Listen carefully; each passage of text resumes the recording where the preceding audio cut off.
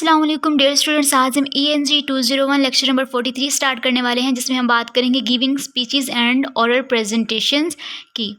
अगर आप हमारे चैनल पर नए हैं तो काइंडली हमारे चैनल को सब्सक्राइब कीजिए और साथ ही साथ बेल आइकन के बटन को प्रेस कीजिए ताकि हमारी आने वाली हर नई वीडियो आपके पास सबसे पहले पहुंच सके। हम आते हैं अपनी आउटलाइन की तरफ। इसमें हम जो बातें डिस्कस करेंगे वो है facing a communication dilemma at a keys group, preparing to speak, defining your purpose, analyzing your audience और planning your speech or presentation। आगे उसकी सब डिवीजन्स हैं: establishing the main idea, organizing an outline, estimate the length, deciding on the style। उसके बाद हम बात करेंगे developing formal speeches and presentation के बारे में कि उनका इंट्रोडक्शन कैसे होता है, ठीक है, और बिल्डिंग क्रेडिबिलिटी क्या है उसमें। You might plan to say something like this: preview the presentation. आप अपने प्रेजेंटेशन करने पे कैसे प्रीव्यू करते हैं, ठीक है। अब हम इन सारी आउटलाइंस को वन बाय वन डिस्कस करेंगे। सबसे पहले हमारे पास facing a communication dilemma at a keys group. अब जो कीज ग्रुप का जो ऑनर था ब्रेड कीज, उसने क्या किया, उसने एक रेस्टोरेंट जो KFC के बारे में आपने सुना होगा, इसने स्टार्ट किया था। ये क्या कर रहा था, इसकी ब्रांचेस रन कर रहा था वहाँ पे। इसने वहाँ पे रियलाइज़ किया कि सिर्फ जो अच्छा टेस्ट मीन के एक पर्पस नहीं है, सिर्फ एक अच्छा टेस्ट होना ही कोई सिर्फ पर्पस नहीं है। जब आप कोई रेस्टोरेंट या कोई काम आप स्टार्ट करते हैं तो आपका जो मेन मकसद क्या होता है, आपने उसको अच्छे तरीके से चलाना भी है और आपका एक रिलेशनशिप भी बिल्ड हो। तो उसने लिखा देखा कि मतलब सिर्फ मतलब उसने लिखा कि ये जो बेटर टेस्ट देना मेरी एक हाफ जंग है, मैंने सिर्फ अभी हाफ जंग जीती है अपनी सक्सेस की। लेकिन उसके बाद किसका सक्सेस क्या है कि मुझे लोगों के साथ एक रिस्पेक्ट का रिलेशनशिप बनाना है कि लोग मुझे पहचानें, मुझे रिस्पेक्ट दें और मेरे साथ पैसा खर्च करें, बैंकों से लोन लेके मेरे साथ बिज़नेस में पार्टनरशिप भी करें, ठीक है, और बड़ी बड़ी कंपनीज़ उसके साथ बिज़नेस करें और वो कस्टमर के साथ उसका इंटरेस्ट डेवलप हो, ठीक है। तो जब मतलब ज़ाहिर सी बात है, जब उसको कोई भी आप इस तरह का काम स्टार्ट करते हैं तो उसको उसमें प्रॉब्लम हुई होगी, ठीक है, उसने भी बहुत सारी प्रॉब्लम फेस की होंगी। तो उसने कहा कि मैं ये काम कैसे कर सकता हूँ अगर मैंने इंटरेस्ट डेवलप करना है। तो वही हो सकता है कि आप अच्छे स्पीकर्स हो, आपको बोलना आता हो, लोगों को कायल करना आता हो, आपको जो भी पर्पस है आप उसको डिफ़ाइन कर सकते हो। आप मतलब लोगों को इस काबिल कर सकें अपनी स्पीच से कि वो फ़ौरन अट्रैक्टिव हो जाएँ, ठीक है, और अटेंटिवली आपके साथ काम करने के लिए राज़ी हो जाएँ। तो सबसे पहले क्या है, प्रिपेयरिंग टू स्पीक, कि अगर आपने लोगों के साथ बोलना है, उनको कायल करना है, तो आपको बोलना आना चाहिए। आपको अपनी स्पीच को डिलीवर करना आना चाहिए। उसके लिए क्या होता है कि आपको अपने पर्पस को डिफ़ाइन करना है, एनालाइज़ करें कि आपकी ऑडियंस कैसी है, ठीक है, और अपने पॉइंट ऑफ व्यू को आप डेवलप करने का, एक ऑर्गेनाइज़ करने का प्लान आपके पास होना चाहिए, ठीक है।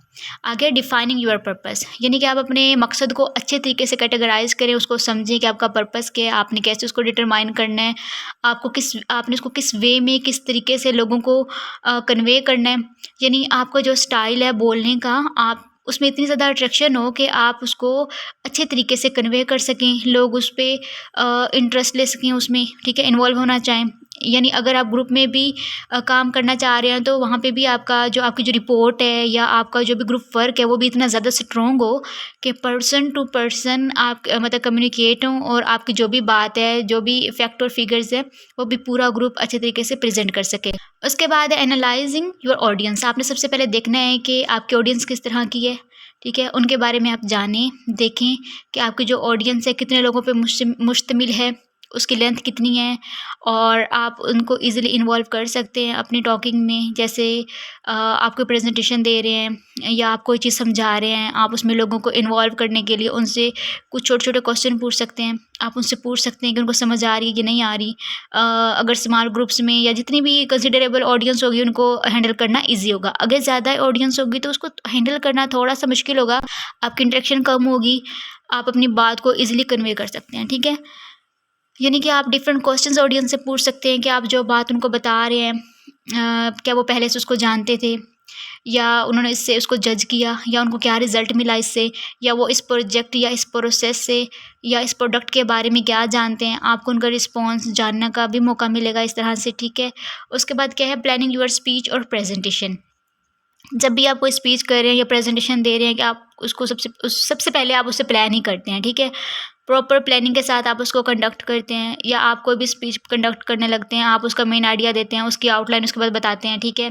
फिर आप मतलब कि देखते हैं कि आपने उसको कितनी लेंथ में लेकर जाना है, ठीक है। आप उसकी अप्रोप्रिएट लेंथ देखते हैं कि आपने 2-3 पेजेस पे उसको बनाना है या कितने पैराग्राफ में आप इसको ले सकते हैं, यानी कि आप फिर डिसाइड करते हैं कि मैं कितने टाइम में इसको बोल सकता हूँ, ठीक है, कि मेरी लेंथ कवर हो जाए उसमें। फिर आप उसमें आपको जो स्टाइल है वो डिसाइड करते हैं कि आपने किस स्टाइल से उसको कन्वे करना है, ठीक है। उसके बाद है एस्टेब्लिशिंग द मेन आइडिया। आपने अपने मेन आइडिया को एस्टेब्लिश करना है। आपने देखना है कि आपकी जो सोशल इश्यूज़ या आपकी जो सोशल पॉइंट जो भी है, ठीक है, जिस पे आप बात करना चाहते हैं वो लोगों के लिए इम्पोर्टेंट है या नहीं। अगर नहीं है तो आप उसको कैसे इम्पोर्टेंट बना सकते हैं, कैसे आपने इम्पोर्टेंट बनाना है। उसका जो भी रेफ़रेंस है, जो भी पर्पस है या जो भी इंटरेस्ट है आप डेवलप कर सकते हैं, ठीक है। आप कैसे करेंगे, आप देखेंगे कि लोगों की डिमांड कितनी है उस चीज़ के लिए। अगर कोई भी मतलब आप नया फूड आइटम इंट्रोड्यूस करवा रहे हैं तो आप देखेंगे कि लोगों में कितना ज़्यादा वो पॉपुलर हो सकता है, या उससे जो सिमिलर आइटम्स हैं वो कितने ज़्यादा लोगों में डेवलप हैं, ठीक है।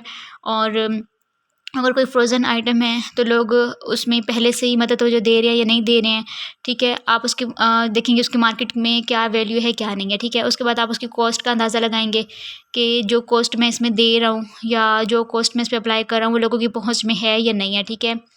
या इसमें जो टैक्स है आप वो भी देख सकते हैं कि जो मेरी कॉस्ट है या जो भी मतलब प्रॉफिट का मार्जिन है वो लोगों की पहुंच में है या नहीं है, ठीक है। उसके बाद है ऑर्गेनाइजिंग एन आउटलाइन। आपने आउटलाइन ऑर्गेनाइज करनी होती है, आपने सब्जेक्ट उसका पर्पस देखना होता है, आपने ऑडियंस देखनी होती है और आपने टाइम देखना होता है कि आपको जितना टाइम मिला है आपने उसको अपनी बात को अच्छे से कन्वे कर सकते हैं या नहीं कर सकते।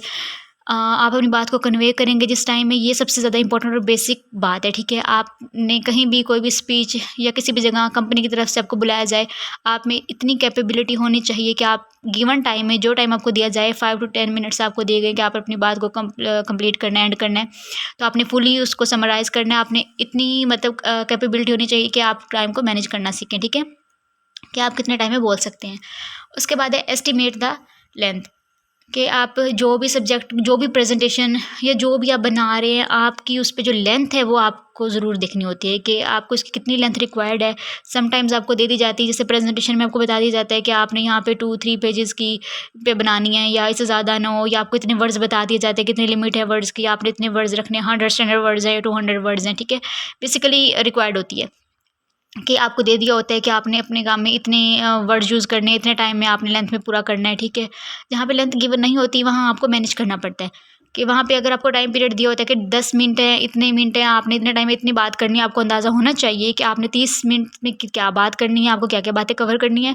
अगर आपके पास 1 घंटा है बोलने के लिए तो आपको क्या-क्या चीज़ें कवर करनी है, ठीक है। आपको अपना सब्जेक्ट भी बताना है कि आपके जो ऑडियंस हैं, एटीट्यूड है, उसका जो नॉलेज है उसको भी समझना है। आपको जो अपनी बात से स्पीच से आपको लोगों को इंटरेक्ट करना है, ठीक है, उनके साथ रिलेशन बिल्ड करना है, ठीक है। उसके बाद आपका नेक्स्ट पॉइंट है डेवलपिंग फॉर्मल स्पीच और प्रेजेंटेशन, यानी कि आपने उनको डेवलप करना है, बहुत ज़्यादा ज़रूरी होता है, ठीक है। आप उनको बगैर कंस्ट्रक्ट किए, उस पे वर्क किए आप उसको नहीं कंडक्ट कर सकते, क्योंकि फॉर्मल में आपको बहुत सारी बातों का ख्याल करना पड़ता है। बॉडी लैंग्वेज आपकी जो अपनी है उसमें इंफॉर्मेशन या आपका अपना भी जितना भी नॉलेज है आपका, अच्छे तरीके से उसको आपने वेल प्रिपेयर करना पड़ता है, ठीक है। आप खुद भी कोई भी मतलब की चीज़ ऐड कर रहे हो उसके अंदर, तो आपको उसका इनफ नॉलेज होना चाहिए। आपकी जो स्किल्स हैं वो उसको कवर करने की होनी चाहिए, इतनी पावर होनी चाहिए आपके पास कि आप उसको कवर कर सकें, ठीक है। जब भी आप कोई स्पीच या कोई प्रेजेंटेशन डेवलप करते हैं तो आपको क्या करना होता है, उसका इंट्रोडक्शन तैयार करना होता है, उसकी बॉडी आपने देखना होता है कि उसमें क्या-क्या चीज़ें हैं, पर्पस, सब्जेक्ट, ऑब्जेक्टिव्स उसके, ठीक है। यानी कि उसकी जो समरी होती है बेसिकली आपने वो सारी रेडी करनी होती है। उसके बाद उसकी क्लोजिंग पॉइंट आपको देखना होता है उसका, कि उसकी क्लोजिंग क्या है, उसका कंक्लूजन क्या है। उसके बाद आपने क्वेश्चन आंसर का पीरियड रखना होता है कि अगर लोग आपसे पूछ रहे हैं पॉसिबल क्वेश्चन क्या हो सकते हैं उनके, या आपने अगर लोगों से कुछ पूछना है या उनका या इनका उनका इंटरेस्ट डेवलप करने के लिए, तो पॉसिबल क्वेश्चंस आपके क्या है। विजुअल एड्स अगर आपने कुछ ऐड किए हैं तो उनको देखना होता है। उसके बाद इंट्रोडक्शन, ठीक है। आपने अपने टॉपिक को इंट्रोड्यूस करवाना होता है, अपनी क्रेडिबिलिटी को एस्टैब्लिश करना होता है कि आप किस तरह से बोल सकते हैं, आप में क्या खसूसियात हैं, आप किसकी तरफ मतलब ये होता है कि आपके जो ऑडियंस है उनको प्रिपेयर करना होता है आपने कि वो आपको किस तरह से फॉलो करें, आपकी बात को किस तरह से सुने और आपको कितनी उनसे कितनी ज़्यादा अट्रैक्शन मिल सकती है। उसके बाद क्या है, रोजिंग इंटरेस्ट, ठीक है। कि आपने इंटरेस्ट कैसे डेवलप करना है, आप में इंटरेक्शन कैसे बना सकते हैं। उसमें क्या होता है कि अगर आप किसी चीज़ को इंट्रोड्यूस करवा रहे हैं तो आप उसमें अगर किसी प्राइस का अच्छा-सा मार्जिन है तो आप उसको इंट्रोड्यूस करवा सकते हैं। आपकी कंपनी की कुछ आपकी कंपनी की कुछ स्पेशलिटीज़ हैं, आप उनको बता सकते हैं, ठीक है? और आप में कोई मतलब उसमें ऐसा एलिमेंट है या कोई ऐसा इंग्रीडिएंट है जो लोगों के लिए बहुत ज़्यादा बेस्ट है, तो आप क्या कर सकते हैं, आप उसको डिस्कस कर सकते हैं, जिसकी वजह से लोग अट्रैक्ट होंगे, ठीक है? और उसपे आपने मतलब कोई मतलब सेल अपॉर्च्युनिटीज़ या समटाइम्स आपने कोई उसमें ऑफ़र्स रखी होती हैं, तो वो क्या होती हैं कि वो भी आपके जो कस्टमर्स होते हैं उनको अट्रैक्ट करती हैं, लोगों को अट्रैक्ट करती हैं, तो आपको भी उसमें ऐड कर सकते हैं, ठीक है? और उसके बाद क्या है कि जब भी आप किसी टॉपिक को इंट्रोड्यूस करवा रहे हैं, तो आपने बेसिकली इस बात का ध्यान रखना है कि आपका जो टॉपिक है या जो इंट्रोडक्शन है, वो आपकी स्पीच और प्रेज़ेंटेशन से मैच हो रही हो, ठीक है? ये ना हो कि आप टॉपिक को जो बात से हट के आप कोई और बात कर रहे हों और उससे क्या हुआ कि आपका जो टॉपिक है उसको वो क्लियर नहीं करेगा और जो लोगों का इंटरेस्ट है वो डेवलप नहीं करवा सकेंगे आप, ठीक है? उसके बाद क्या है बिल्डिंग क्रेडिबिलिटी। इसमें क्या होता है कि जब आप किसी चीज़ को इंट्रोड्यूस करवा रहे हैं, उसके बारे में नॉलेज दे रहे हैं, तो उसमें आप उसको इतना ज़्यादा लंबा ना करें कि जो लोग सुनने वाले हैं, जो ऑडियंस है, वो बोर हो जाएँ, उनका इंटरेस्ट उसमें डेवलप ना हो, ठीक है? आपका जो इंट्रोडक्शन है, जो आपकी स्पीच है, वो इतनी ज़्यादा इफ़ेक्टिव होनी चाहिए, इतनी ज़्यादा क्रेडिबल होनी चाहिए कि जो लोग हैं, उसको फ़ौरन अट्रैक्ट करें, ठीक है?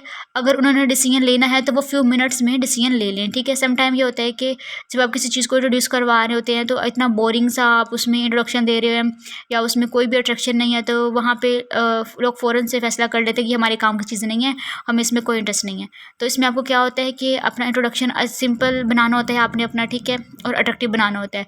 उसके अलावा जब भी आप इंट्रोडक्शन करवा रहे होते हैं, तो उसमें मतलब आपका जो खुद का इंट्रोडक्शन है, वो भी इंक्लूड होता है, ठीक है? यानी आप किसी कंपनी की तरफ से आए हैं, तो आप थोड़ा-सा उसका बैकग्राउंड जनरली आप उसको देंगे, ठीक है? आप उसको 1-2 सेंटेंस जो है वो उसमें कवर कर देंगे।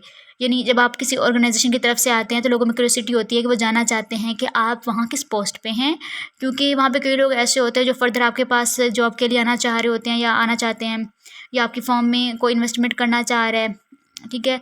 कोई आप वाली पोस्ट है उसके बारे में इन्फॉर्मेशन जानना चाह रहा है, तो वो क्या होता है कि आपको उसमें जल्दी-जल्दी अपनी कंपनी का इंट्रोडक्शन कराना होता है और अपनी पोजीशन कंपनी में बतानी होती है, अपना प्रोफ़ेशन बताना होता है और अपना मतलब आपका जो कंपनी का नेम है, अपनी क्वालिफ़िकेशन है, वो फटाफट से आपने उसको मेंशन करना होता है, ताकि लोगों में इंटरेस्ट डेवलप हो। कि आप कितने पढ़े लिखे हैं, कंपनी के किस पोस्ट पे हैं, कि कंपनी ने आपको अपनी तरफ से एक रिप्रेजेंटेटिव बनाकर भेजा है, ठीक है? उसके बाद उन्होंने यहाँ पे लिखा है कि आइडिया है कि you might plan to say something like this, कि अगर आप कुछ कहने का प्लान कर रहे हैं या अगर आपको कुछ कहना है तो आप इस तरह से कह सकते हैं कि मेरा नाम ये है, मैं इस कंपनी से बिलॉन्ग करता हूँ और मेरे इस कंपनी के जो जो ये वाला डिपार्टमेंट है, इस शोबे से मेरा ताल्लुक़ है, ठीक है? और मैं उनकी तरफ से आया हूँ रिप्रेजेंट करने के लिए, मेरी कंपनी को इतनी देर हो गई ये काम करते हुए और यानी मेरी कंपनी इतनी देर से इस मतलब इस पोजीशन मार्केट मतलब उसकी मार्केट में ये वाली पोजीशन उसने अपनी ली हुई है। मैं डायरेक्टर हूँ या जो भी हूँ, मेरी मतलब मैं ये सारी बातें आपसे शेयर करना चाहता हूँ, ठीक है? तो आप किसी भी तरह से ये बात कर सकते हैं। उसके बाद है कि मतलब प्रीव्यू द प्रेज़ेंटेशन, यानी कि इसमें आपने मेनली शॉर्टली मेन आइडिया को इंट्रोड्यूस करवाना होता है, यानी आपने अपनी पूरी प्रेजेंटेशन का प्रीव्यू देना होता है, आपने उसको शॉर्ट नोट पे उसको आपने डिस्क्राइब करना होता है कि आपने पूरी प्रेजेंटेशन में क्या चीज़ें शामिल थी, आपने क्या-क्या उसमें इंपॉर्टेंट पॉइंट्स थे, कितनी सपोर्टिव हो सकती है वो, उसमें क्या अट्रैक्शन है, ठीक है? उसका क्या फ्रेमवर्क है। इससे क्या होगा कि मतलब लोगों में एक इंटरेस्ट, क्यूरियोसिटी डेवलप होगी, वो देखेंगे कि उनके काम की चीज़ है या फिर अगर उनके लिए कोई फ़ायदा है तो वो उसको ज़रूर मतलब इन टच रहेंगे, ठीक है? आपको वो अपनी मतलब कि इंटेंशन शो करते रहेंगे। ये था हमारा आज का लेक्चर, उम्मीद है आपको समझ आ गई होगी। अगर फिर भी किसी स्टूडेंट को कोई बात समझ नहीं आती, तो आप कमेंट्स में पूछ सकते हैं। थैंक यू, अल्लाह हाफ़िज़।